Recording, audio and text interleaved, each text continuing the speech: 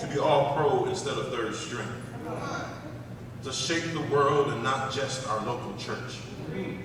Never ever settle for less. Remember, with Christ, nothing can stop you. But then there are moments in life that will push you to surrender to whatever situation you're in. This teaches one to be self-contained and to know that everything you need is on the inside. This is the essence of God dependence.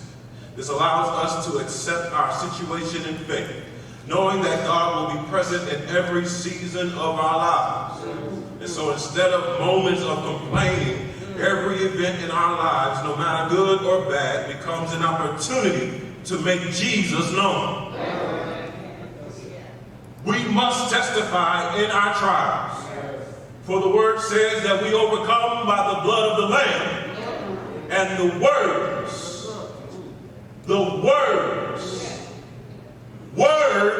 of your testimony. In other words, we have to get over the idea of coming to church every Sunday, eating ourselves fat and happy, and sharing some of this good word and testimony about how good God is to the prostitute on the street, to the crackhead on the corner, to the drug dealer on the side of the store. Go tell it to somebody about how good God has been to you. You must also understand that life and death are in the power of our tongues. We literally have the power to speak things into existence.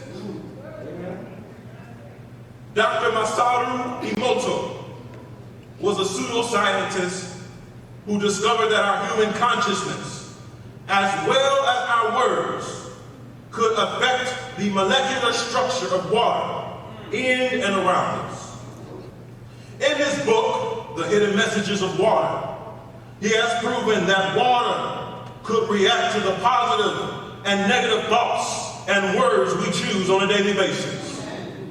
And in his scientific project, he took water, and one case of water, he took words and he wrote, "I hate you," and taped it on. Another, he wrote, "I love you," and he taped it on. And every day for a week, he walked to these jars of water and he said, "I hate you," to this one, and "I love you," to this one. He then, after a week, took those waters and dropped it on a microscope to see it at a molecular structure, and he realized that the water he said, "I hate you," to for a whole week, the way it looked on a microscope, it was scattered, it had no pattern, it was chaos. But then when he looked down to the water that he said, "I loved you," to on a microscope, there were beautiful snowflake-like geometric patterns that were ordered and created because he realized that if he speaks to this negatively and speaks to this water positively, it responds to what I'm saying.